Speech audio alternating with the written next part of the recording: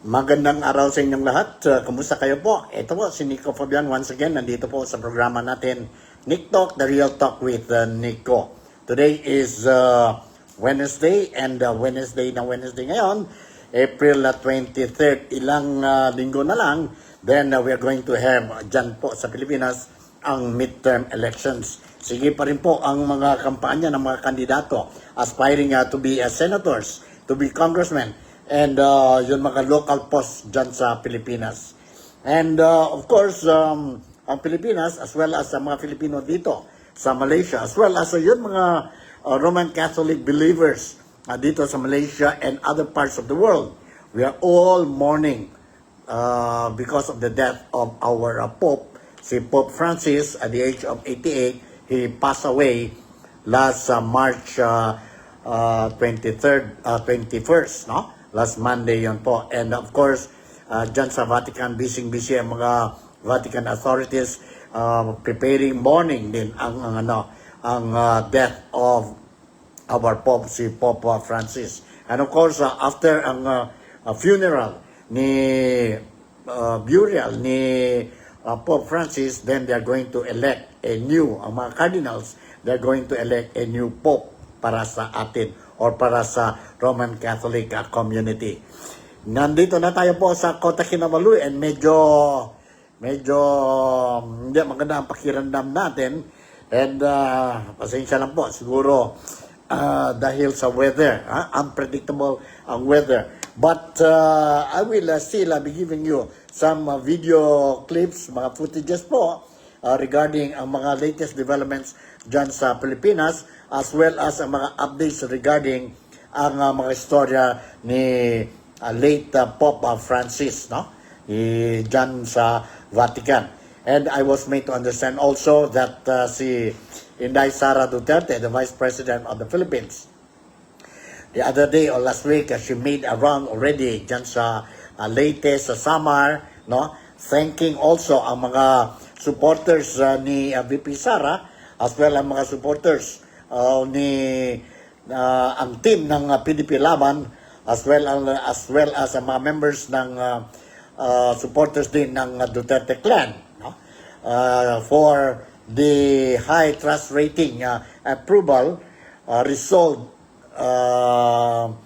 revealed by some political, sabihin natin, surveys dyan sa Pilipinas. Mataas ang grado ni VP Sara and nag-dive ang grado ni Vice President ni President Bongbong Marcos, ni Senate President Chis Escudero, as well as ang trust and approval rating of the Speaker of the Congress, si Congressman or Representative Martin Romualdez po. The only one na tumaas talaga po ay ang trust rating ni VP Sara. But later on, I'm going to give you ang mga detalles or details about this thing via itong mga video clips na I'm going to share with you in just a moment. But in the meantime, let me share with you itong news article coming from the Philippine Star.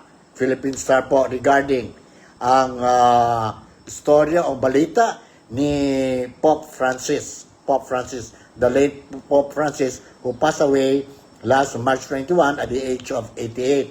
I was made to understand, and it was officially announced by the Marcos administration, that Bongbong Marcos will attend the funeral ceremony of Pope Francis po, and that will be held on Saturday po. Let us not forget, continue to include our prayers para kay Pope Francis po, no? Daily prayers natin po. And she was a really good model to us when it comes to ang kind of leadership that she shown to us when he was still alive. So nandito po ang storya or balita that I want to share with you. President Ferdinand Bongbong Marcos Jr. and First Lady Liza Marcos Araneta Marcos are set to attend the funeral of Pope Francis in the Vatican City on Saturday. While the palace did not disclose when the president will leave for Europe, Francis' funeral is set on Saturday, April 26. The president will attend the funeral of the Pope. Palace press officer Claire Castro said in a statement today. Francis died on Easter Monday, April 21, due to a stroke, the Vatican confirmed. The pontiff's death has put the Catholic community in a mourning, with many remembering Pope Francis' strong calls for social justice and compassion for the poor. Yan po ang legacy ni Pope Francis. The president said that the Philippines joins the global community in mourning Francis' death. The Philippines joins the Catholic community worldwide in grieving the loss of His Holiness Pope Francis. A man of profound faith and humility, Pope Francis led not only with wisdom but with a heart open to all, especially the poor and the forgotten, Marcos said. The Philippines is a predominantly Catholic country with one of the largest Christian population in Asia. For your information, ang population ng Pilipinas is more than 100 million. Some say it's already 120, others say it's 140, 130, but 80% of the population, Filipino population, belongs to the Roman Catholic community. The Roman or the Catholic Bishops' Conference of the Philippines has called for prayers for Francis following his death. Even Filipinos outside of the Catholic community have expressed their sadness over the Pope's passing. The Bangsamoro Autonomous Region in Muslim Mindanao has expressed solidarity. Has expressed solidarity with the Catholic community, praising Francis' commitment to inter-religious peace. The region lauded the late pontiff's commitment to standing with Gaza amid Israel's war on Palestine. He was a source of moral clarity as he continuously urged the world leaders to depart from war and instead seek peaceful resolutions. These were not mere pronouncements, but a call to action and a reminder of our shared humanity, the Barm government said. So yun po. Excuse me, no? Medyo nahirapan pa rin tayo, ubo-ubo pa tayo dahil po sa weather condition dyan sa Kuala Lumpur. And I just arrived last night dito sa Kota Kinabalu. But anyway, I'll try my level best to give you ang mga updates, especially mga kababayan ko po dito sa Sabah, no? Mga Filipinos dito sa Sabah, overseas Filipino workers. And of course, Filipino migrants. And of course, our Malaysian friends, ang mga Sabahans po. And this is the reason why I am doing this daily vlog po, so that you will be able to be updated of the latest developments dyan po sa Pilipinas. And dito po, some news about the Filipino community dito sa Malaysia, particularly dito po sa Sabah, and very specific dito sa Kota Kinabalu City, the only city in Sabah. In Sabah. So, okay. To start with, let me share you a video. Let me share you a video regarding itong, I think priority will be given first to the stories of Pope Francis, no? To the stories of Pope Francis. And I will share with you itong story about the funeral of Pope Francis on Saturday, April 26. April 26 na po, no? Ang funeral ni Pope Francis. And nandito po, let me share with you this article or this video clip ni itong report sa Manila about ang funeral ni Pope Francis. Let's listen to this.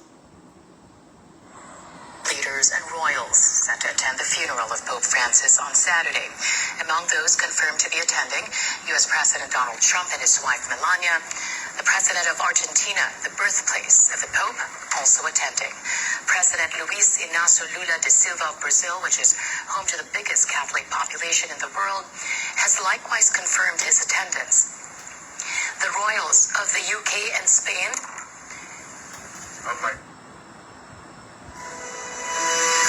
will also be there, as well as Ukrainian President Vladimir Zelensky.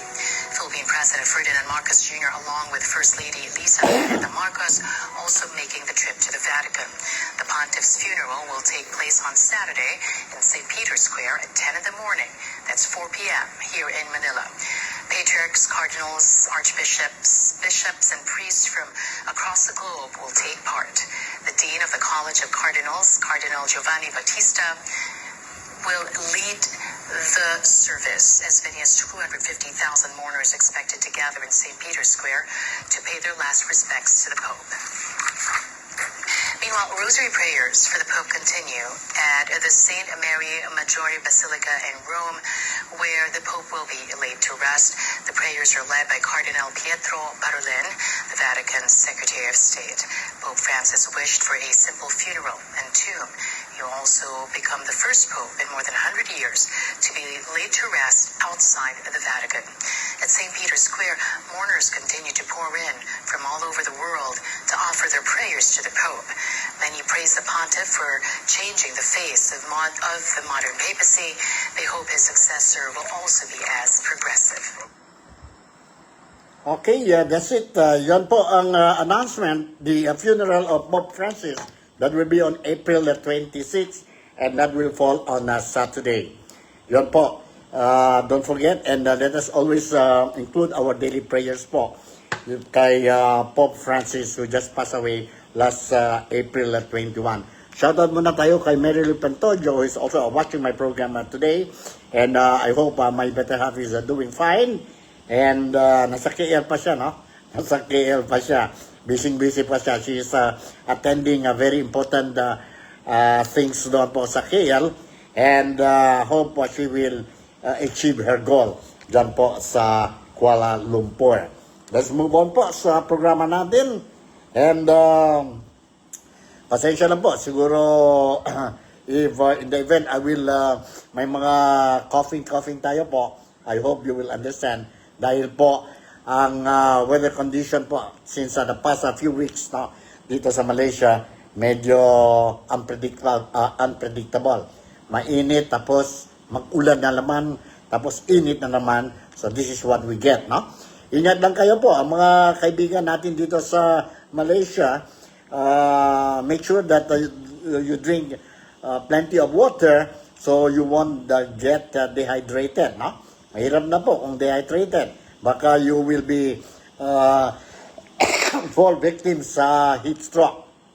So take care of yourself. Okay, my next video clip that I want to share with you, ito po, ang mga Filipinos, no? They really love si Pope Francis po. And considering that the Philippines is the only Christian country sa Asia, and a majority of them are believers of the Roman Catholic Church. No? And they remember Pope Francis more than a decade ago when Pope Francis came to the Philippines, especially during the time of Yolanda Typhoon. No? Yolanda Typhoon po. And many of them, they don't forget. They don't forget the memories left behind by Pope Francis sa mga Filipinos during his visit sa Philippines. And now, let me share you itong video clips ng mga Filipinos dyan po sa Pilipinas during the memorable visit of Pope Francis more than a decade ago dyan sa Pilipinas. Including dyan na po sa Tacloban ba yun o sa Leyte? Let's listen to this. Veteran journalist Jonas Linda Homilia says covering Pope Francis' apostolic voyage to the Philippines was one of her most memorable assignments. It wasn't just a simple story on the visit of the leader of the Catholic Church. Rather, it became an opportunity to know him on a personal level. I was really nervous pero talagang nilakasan ko na yung loob ko. Holy Father, my son and my daughter would like to give you this card or this drawing. Tapos tawang-tawa siya kasi the drawing was like stick figures, no? ng dalawang bata, and then just saying, welcome to the Philippines, Pope Francis, we love you. Sabi niya, beautiful, it's beautiful. So parang right there and then, no, na-feel ko talaga yung connection niya sa tao. This is exactly what the pontiff showed when he stepped on Philippine soil more than a decade ago. To be close to the poor, the marginalized, victims of nature's fury, the Filipino people. A little bit late, I have to say. Pero but I'm here. But with his arrival in the country came another typhoon that seemed to threaten his visit to Yolanda-struck Tacloban. Still, he persisted and arrived to pray with the victims of the disaster. Pope Francis also has a special fondness for children, which was on display when he visited the shelter of Anak Tulay ng Kabataan. Its executive director, Father Matthew Deshay, says the Pope's visit was supposed to last a meager 2 minutes, but he decided to stay longer. Tumagal siya, mga 20 minutes. Kasi masaya siya, kasama niya yung mga bata. Si Pope mismo ang pumunta sa kanila at sinabi sa kanila na mahal sila ng Diyos. Ang laki ng impact sa mga bata. Nag-touch talaga yung mga bata sa napakasimpleng mensahe ni Pope. Mahal sila ng Diyos. Like a real father to his children, Pope Francis was deeply moved by an inquiry of one of the children cared for by Anak Tulay ng Kabataan when he held Mass at the University of Santo Tomas. Bakit po pumapayag ang Diyos na may ganitong nangyayari?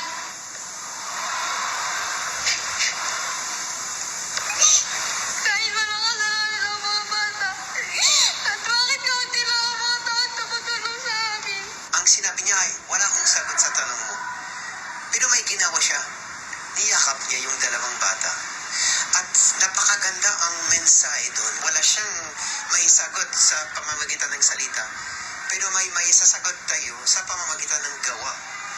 Pagmamahal, joy, compassion, peace. Humility, it seems, is the pontiff's trademark, something priest Flavio Villanueva also saw when he visited the Vatican to hand an artwork to Pope Francis. Is this for me? He wasn't expecting the statue, the art piece that I handed him. Even if I told him from the very beginning, my dear Pope, this is for you. Doon ko na ramdaman na ito yung tao, kahit Santo Papa, walang kayabangan, walang pagmamataas, bagkus, purong kababaang loob. But it's not just those with personal encounters with the Pope who are mourning. Ordinary Filipinos, even those who have never seen him in person, are looking for comfort. I'm sad, pero okay, I'm happy because I know that Pope Francis is still already with the arms of our mother. Sa pamamagitan niya, inilapit niya lalo ang Panginoon sa tao. Kaya lang ako naiyak kasi thankful talaga ako. Kasi parang sinabi niya, walang pinipili ang Diyos.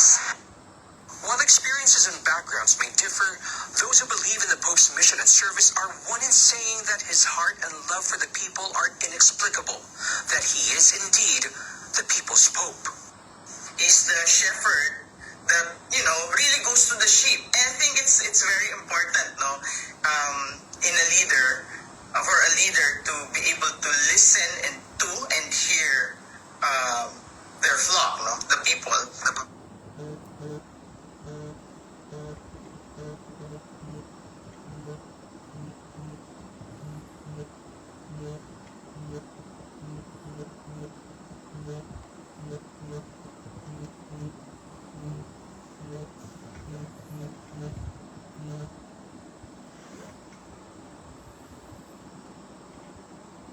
Okay, yun po ang video clip. May tumawag sa atin.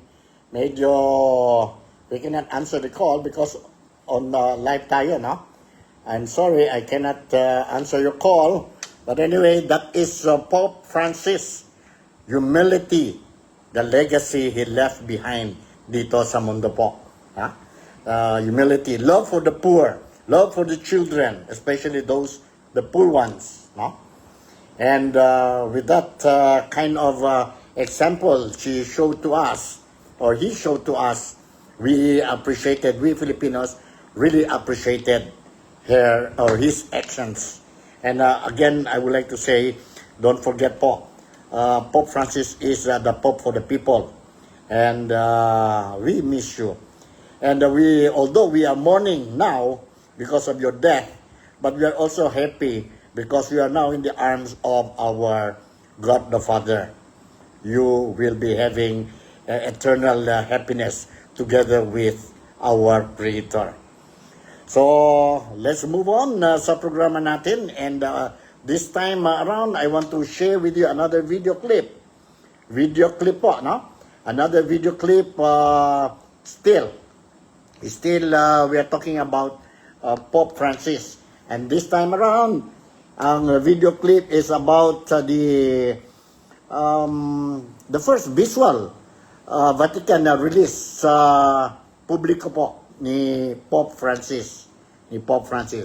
And hold on. Let me share with you this visual of Pope Francis. That is, anong queue natin? Ang queue natin is 145. 145. Nasaan na yung 145? Nandito po. Let's watch and listen to this.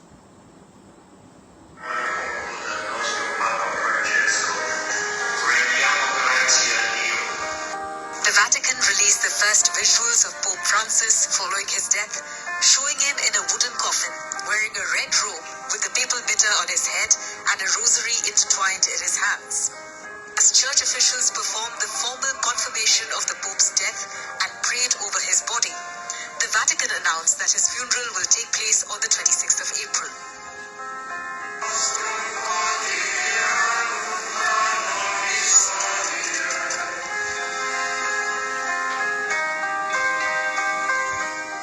Pope Francis's body currently lies in the chapel of the Santa Marta residence, where he lived during his 12-year papacy. His body will be transferred from Santa Marta to St. Peter's Basilica in a procession on the 23rd of April. Ahead of the transfer, a moment of prayer will be led by Cardinal Kevin Farrell, who is acting as the Carmelengo, the person who runs the Vatican after the death or the resignation of a pope. Cardinal Farrell will then lead the procession to St. Peter's Square before entering the church through the central doors. After entering the church, Cardinal Farrell will lead the Liturgy of the Word before the church is open to visitors to pay their respects. The general public will be able to visit the church from 11 a.m. to midnight on Wednesday, from 7 a.m. to midnight on Thursday, and from 7 a.m. to 7 p.m. on Friday. At Pope Francis's request, there will be no private viewing for the cardinals. The Pope's coffin will also not be raised on a pedestal.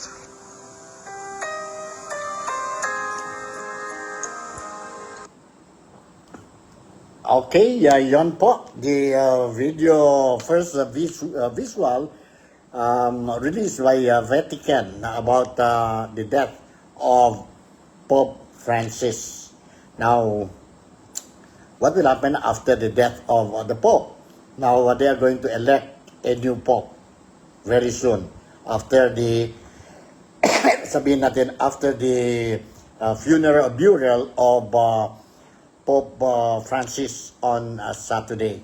And lahat yun po, mga cardinals, and those 80 and above, they will be the one who will be voting, who will be the next cardinal, next Pope para sa Roman Catholic community. And may mga pangalan na po, and one of the names, potentials, potential candidates to be a Pope is we are proud that we have one dyan po si Cardinal Luis Tagle, or Tagle, they call it the Tagle dyan sa Vatican, pero sa Pilipinas we pronounce it as Tagle po, no? Tagle. And maganda din ang record ni Cardinal na Tagle. And of all the cardinals, no? Mayroon tayo mga cardinals ngayon sa Vatican. Mayroon tayong tatlong cardinal sa galing sa Pilipinas. One is Cardinal Tagle and our Archbishop si David and si sino yun? Isang Advencula, Cardinal Advencula. So tatlo yon Filipinos po, cardinals dyan ngayon po sa Vatican. And let's pray for all the cardinals. We are not talking about campaigning for the Pope, for Cardinal Luis Tagle, because although it is an election, but it is not a democratic process, no? Diyan po sa Vatican when they choose their, sabihin natin, ang next Pope.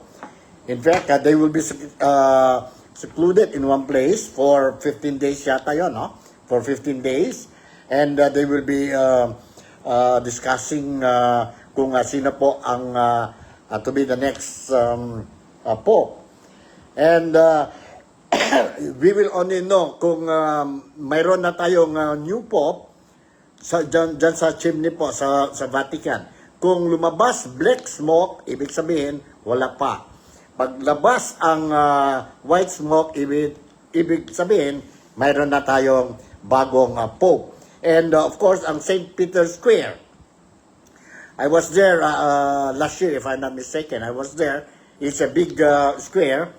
And yeah, people will be crowding and waiting for the announcement of the new Pope, no? Of the new Pope. So let's all pray that we will have a new Pope, whether he comes from US, he comes from Africa, he comes from Philippines, or elsewhere po. Importante po, we must have a new Pope because of the passing of Pope Francis. Pope Francis. So, talking about the election of the Pope, let me share with you itong footage po.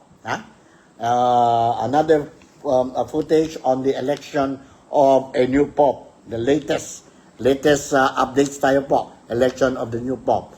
Nandito. Ano ba ito? 206 nandito.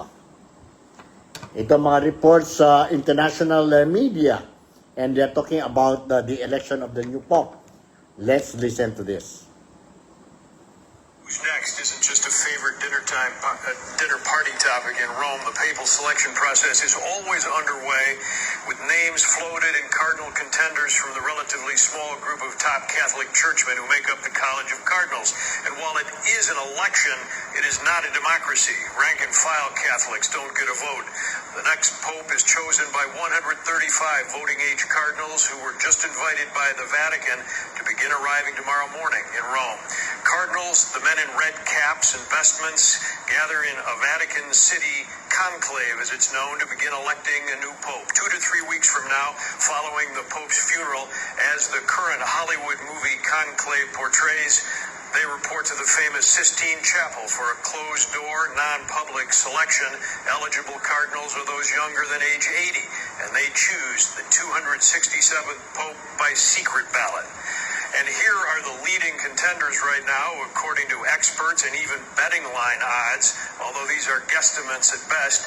Luis Antonio Tagle, a 67-year-old archbishop from the Philippines, known as the Asian Francis, because he lines up on the late Pope's social justice views. Pietro Parolin from Italy, 70 years old, considered more moderate and the Vatican Secretary of State right now. Peter Turkson from Ghana, age 76, would be the first African Pope since 496 AD. Peter Erdo, Hungary, 72 years old, leading conservative candidate, would be a shift back to the Pope John Paul positioning. And Angelo Scola, Italy, an 82-year-old cardinal and perennial possibility, but he may have aged out. There, of course, are others in the running, and these are all cautionary possibilities. Remember, when the very popular Pope John Paul II was elected in 1978, he wasn't on anybody's list. So look for the long shot, the unknown, who might rise up and become a consensus figure. That's also how it plays out in the movies. Was Francis All right, that's the latest po when it comes to the election of the Pope.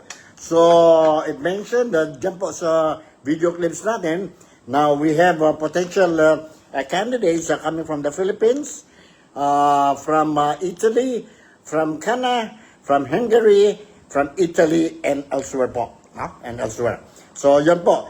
And there will be a total of 135 voting age cardinals who will participate in the selection of the new Pope. So let's all pray that soon, if not too soon, we are going to have a new Pope para sa Roman Catholic community or Roman Catholic world. And of course, we have a lot of followers when we talk about Roman Catholic po, no? One of the richest religious group dito sa mundo. And earlier I mentioned, or I have shared with you a video clip na during the burial of Pope Francis, ang dami po mga head of states will be attending ang burial or funeral ni Pope Francis. That includes ngayon na po ang US President, ang presidente natin sa Pilipinas. But I was made to understand, kanina I was watching sa other news po, no? Regarding itong news about Pope Francis, I was made to understand, and it was officially announced dyan po sa Indonesia, that ang presidente ng Indonesia, si Prabowo, will not be, most likely, he won't be attending ang event or ang ceremony, burial ceremony of Pope Francis sa Saturday, but he will be sending his representative. Dahil po siguro may importanteng appointments the President of Indonesia. Newly elected lang yan po, no? A President of Indonesia.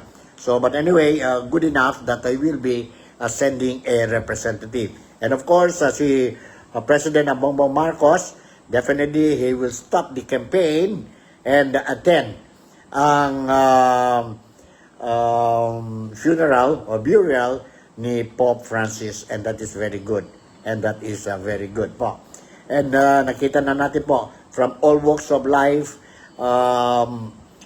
be it Christians and non-Christians, especially ang mga Muslim brothers and sisters natin po, they also join us in mourning the death of our Pope Francis, ang Bangsa Moro or Bangsa Moro Autonomous Region in Muslim Mindanao leaders po, they too express their sadness over the death of our Pope Francis. So, yun po ang latest developments natin tungkol sa mga latest happenings or activities about Pope Francis, the death of Pope Francis. So, my next topic, we are going to touch a little bit on, sabihin natin, ang political activities dyan sa Pilipinas. Dahil it is also very important that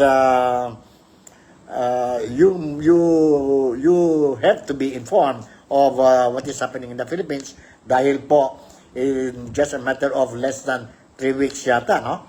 Less than 3 weeks, we are going to hold another election dyan po sa Pilipinas, and that is the midterm election, wherein the Filipinos will be choosing 12 senatorial seats. And of course, ang local positions from congressman down to the city councilors po, no? 3 terms yun sila. And ang senator is every 3 years, my half of them out of the 24, half of them will be declared vacant for the midterm election. Normally, during midterm elections po, compared to the presidential election, mababa ang number of participants in the midterm elections. Mas marami po will be participating sa presidential election because this is the time wherein we are going to vote ang president and vice president and down, senator, party list, congressmen, governors, vice governors, mayors, city mayors, municipal mayors, councilors, and city and municipal councilors po. And of course, later on, after that, we are going to have these barangay elections. So, mainit na ang sabihin natin political sorties dyan po sa Pilipinas. And so far, we already heard also na mga violations of the COMELEC rules and regulations. And later on, I'll touch one of the complaints against a candidate on vote buying po, no? May complaint, pero hindi pa ito sabihin natin na confirm na guilty na siya when it comes to the sabihin natin election violations. Okay, let me share with you itong visitation ni Inday Sara Duterte o Vice President Inday Sara Duterte in some areas in Mindanao. No? After she went and visit the father sa Hague o dyan sa Netherlands o dyan po sa ICC po, and she started doing her rounds not only to campaign but to thank ang mga Filipinos for giving her a very high trust and approval rating.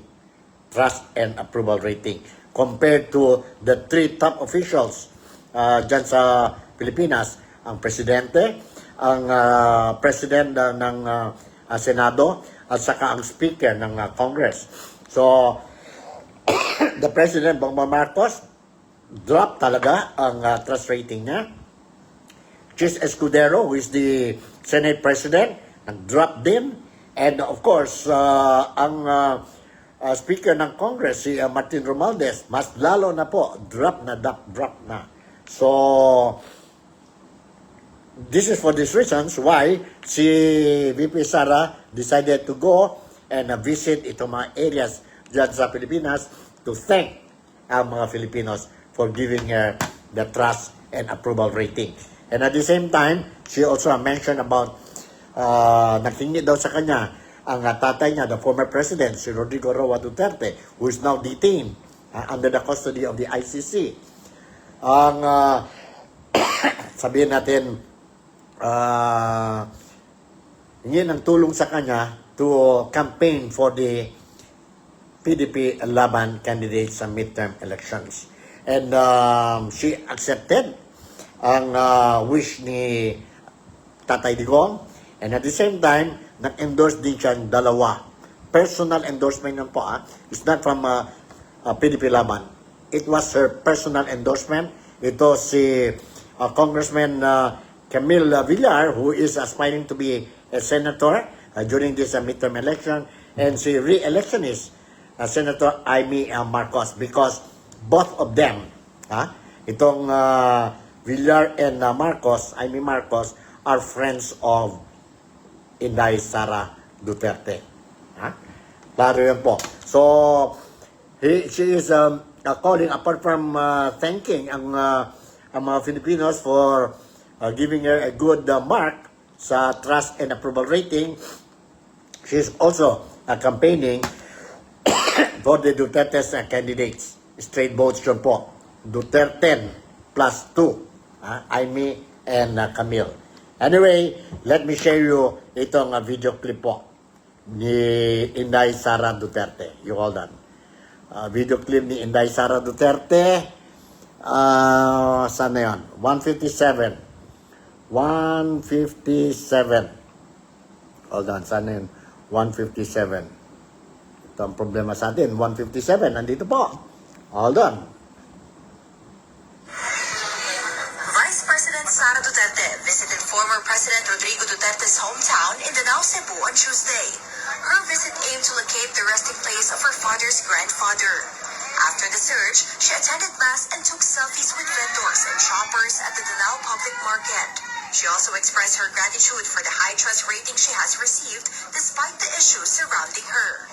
Well, nagulat ako nung nakita ko yung numbers ng pagtitiwala ng mga tao sa akin dahil sa sobrang dami ng lumabas ng paninira kung saan man, galing sa mga politiko, galing sa social media, lahat, all sides, merong paninira. Nakakagulat na tumataas yung numbers. In addition, Vice President Sara addressed her recent endorsement of re-electionist Senator Amy Marcos and Representative Camille Villar. While she had previously stated that she would not endorse any candidates for the 2025 midterm elections, she explained that her stance changed after her father's arrest. Kasi ang nag-trigger ng paglabas ko ay yung ginawa nila kay Pangulong Duterte. Nagkausap kami doon sa Hague at sabi niya, wala na ako, so pwede bang tulungan mo yung mga senators? So sabi ko, oo. However, she clarified that her decision to endorse the two candidates was a personal choice and did not have her father's blessing. Si Senator Ivy Marcos, kilala niya ako, magkakilala kami. Si Camille naman ay matagal ko na rin siyang kilala. When asked about if her endorsement had any connection to her impending impeachment trial, Vice President Sara expressed confidence that she would be acquitted. Aside from Cebu, the Vice President also visited Samar and Leyte. She's now planning a tour of Negros to personally thank her supporters. Alright, yun po. That's it. Ang latest updates tungkol sa visitation ni Inday Sara Duterte sa Samar, no? Leyte. And yeah, you know already, Villar is a close family with the Dutertes. And we also know that Amy Marcos is a close friend of Inday Sara Duterte. That's why mayroon yun po endorsement. Endorsement po. Okay? So, let's move on. Ang next video clip natin po is itong kumusta ang sitwasyon. Mayroon yan dito yon sandali ha. Sandali. 150, mayroon yan dito 145 visual ng pop. Okay. I have a video clip here regarding itong ICC, ang latest updates sa ICC po, no? Ang case ni Tatay Digong. Na you listen carefully po. You listen carefully. Kasi few days ago, lumabas ang istorya po. May mga istorya tungkol sa desisyon ng ICC po, no? Now, ito po ang side ng counsel ni Tatay Digong, si Nicholas Kaufman. Ni Nicholas Kaufman. Let's listen to this. Tinanggihan. Ito ang binigyang diin ni Attorney Nicholas Kaufman, lead counsel ni dating Pangulong Rodrigo Duterte. Kaugnay ito ng mga ulat na nagsasabing tinanggihan ng International Criminal Court o ICC ang umano'y hiling ng kanilang kampo na limitahan ang partisipasyon ng mga biktima ng madugong drug war sa ginagawang investigasyon. Aniya hindi sila nagsumite ng ganitong kahilingan sa ICC, nataliwas din sa mga kumakalat na impormasyon. Well, this whole thing about the judges rejecting my proposal, that never happened. All that happened was that there were two activist victims representatives by the names of Joel Butian and Christina Conti, who made all sorts of assertions in the press that I had asked to restrict victims' participation in the process by limiting the ID documents that could be used. That never happened. Paliwanag ni Attorney Kaufman na walang request na tinanggihan umano ng ICC. Ayon sa kanya, observations lang ang kanilang ginawa, kung saan naunang sinabi ng kampo ng dating Pangulo na dapat hingan ng national ID at passport ang mga biktima para matiyak ang pagkatao nito at upang hindi mahaluhan ng peke. All I was doing was I was relying on what the Philippines social security system requires for ID to be verified in the Philippines. This was a response that the defense made to the VPRS, which is the internal court unit which is responsible for assessing victims' applications. That's all we did. We made observations. We didn't make a request which was rejected. That's a big lie. Dagdag ng lead counsel na hindi naman din opisyal pang kinikilala bilang kinatawan ng mga biktima, sina Attorney Joel Butuyan at Attorney Cristina Conti. What they don't tell you is that they were not accepted at this present moment in time to be representatives of the victims, rather the OPCV, which is the unit which is dedicated to representing victims of the ICC. So this is not a question of the judges rejecting something that the defense asked for.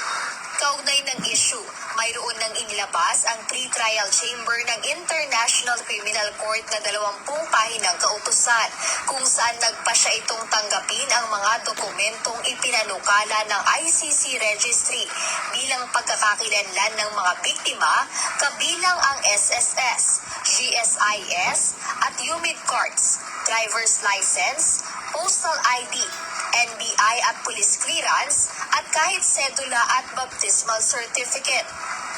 Jed Neresina, UNTV News and Rescue. Alright, yun po, narinig niyo po ang lead counsel ni Tatay Digong dyan po sa case sa ICC. Si Nicholas Kaufman, no? I have to eat something para hindi tayo mag-ubo-ubo. Sorry, ha? Sorry lang po. And wala tayong magawa dahil weather condition mahirap dito sa sa Malaysia. I suppose dyan po din sa Pilipinas ganun pa rin ang weather condition natin, no? Tingnan mo kaninang umaga when I went out, mainit. Ngayon I think in just a few more minutes mag-ulan na naman dito sa Kota Kinabalu. Alright, let's move on. Earlier I mentioned about itong vote buying complaint, no? And I'm referring to the complaint of kay Camille or aspirant to be a senator, si Camille Villar. And you know who's Camille Villar. He came from a very rich family. The richest man in the Philippines is the father. The father. And may complaint doon po about vote buying daw po. So, kayo nang bahala mo husga. I will show you itong video clip po.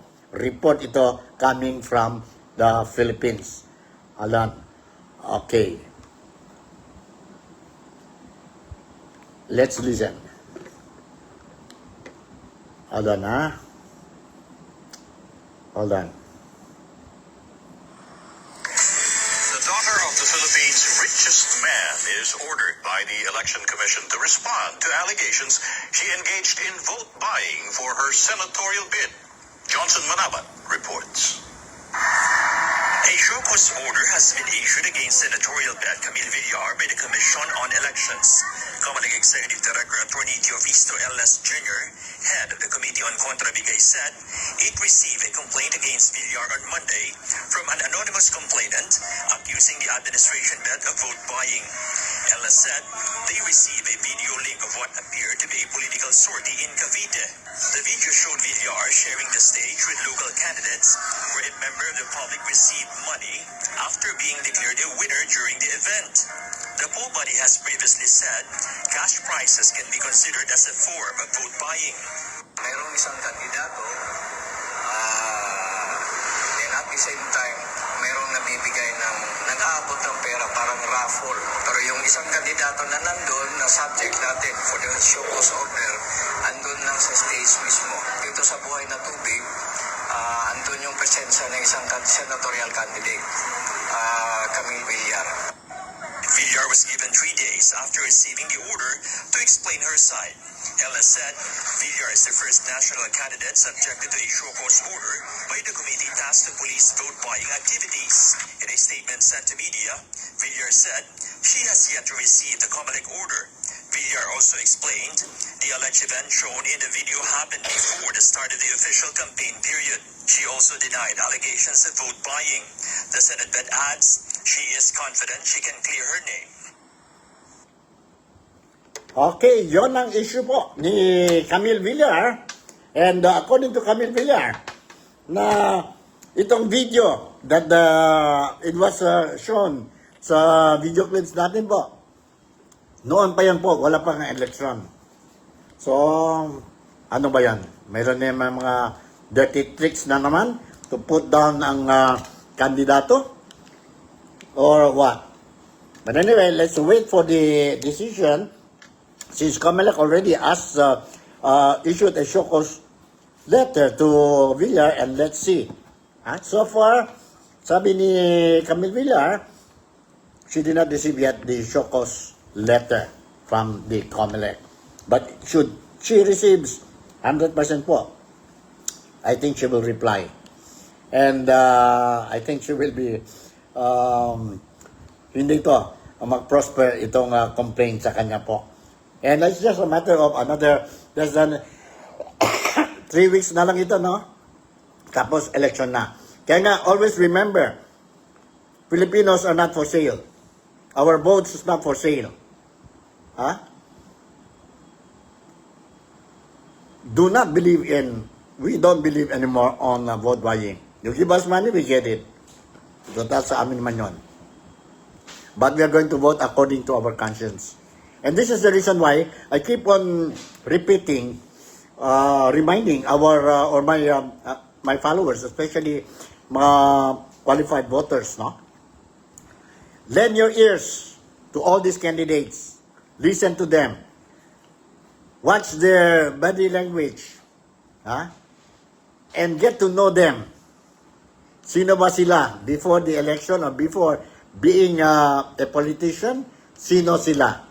And now, especially itong mga re-electionists, sino na sila? Sino na sila? And then from there, you make a decision. Do they deserve your vote? Do they deserve our vote? Or they want to cheat us again? Now, karamihan ng mga kandidato will be showing you that they love you. They are very, concerned about your life. They will give you a lot of promises. Kaya ba yun po ang mga promises nila? Kagaya isang councilor, for example, isang councilor, now he will be talking, or isang mayor, now we will be talking about ito, housing in this kind of big projects. 3 years lang sila po. And you are talking about widening of the roads. Flyovers and all these things. You think you can materialize that project within 3 years? Bluff lang yan po. Bluff lang yan po. Just to lure, entice you to vote for them. So, I don't think sa mga Filipinos, the voters are now matured. Maybe before, but not now. Not now. So, alright, ganito na lang po ang programa natin. Medyo mahirap ang weather condition natin at saka nag-ubo-ubo din tayo. And sige lang, I will continue on monitoring ang mga activities dyan sa Pilipinas.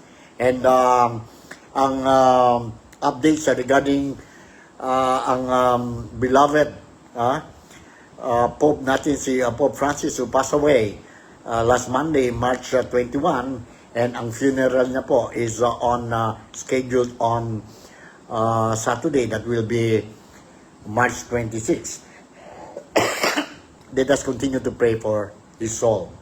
Although we are mourning for the death of Pope Francis, but we are also happy for him now that he's already in the arms of our beloved God the Father, our Creator, dyan po sa heaven. He did his part. He did his part sa mundo, and he deserved to have eternal happiness together with our Creator, together with our God the Father. So with this, si Nico Fabian would like to say once again, thank you very much for making me a part of your day today. Malaysia, Sabah, the Philippines. God bless us all. I love you. Take good care of yourself and see you tomorrow. Bye.